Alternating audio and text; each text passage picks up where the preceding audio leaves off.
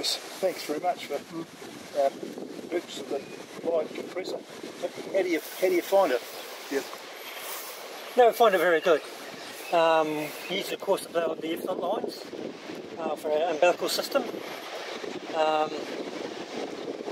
especially with the winter effluent coming out of the barn, there's a lot of fibre in it, and when we used to crack the joins open, it used to make quite a mess in the paddocks, which could be noticeable for probably 6 months.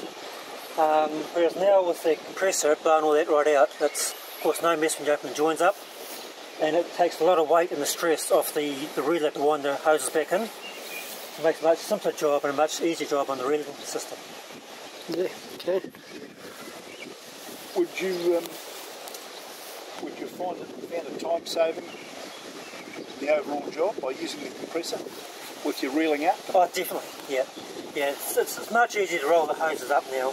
It takes a bit of the twisting out of it, so it's much easier to get all the extra side of it out of it. Yeah.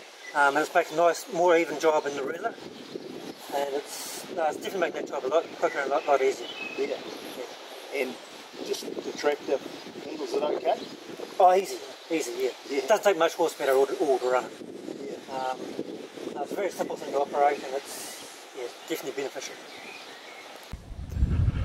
Yeah, Bruce, just wondering if you could tell us a bit more about at the end when the compressor's blowing the last of the fluid out, how that process works versus how you did it before without the compressor.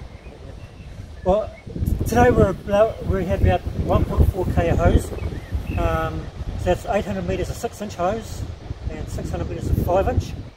So once we get towards the end of the paddock, we start the compressor up to empty the lines out. It takes roughly 7 or 8 minutes to blow those lines out. Now the pump itself, pumping effluent out, would be pumping about 200 cube an hour of effluent. Start the compressor in behind it, it'll be about half that rate, about 100 cube an hour. And as you get less and less water in the hoses, of course that increases in pressure and volume. And right at the end, we'll be blowing out over 200 cube an hour. So right at the end, it's just fair whistling out, but does an excellent job of cleaning those hoses out.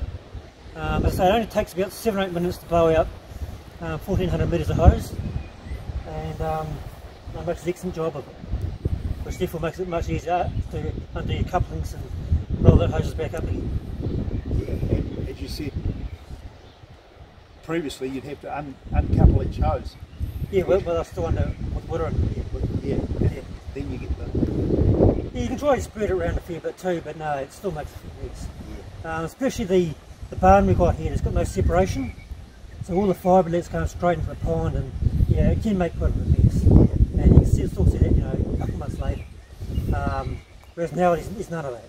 No, that's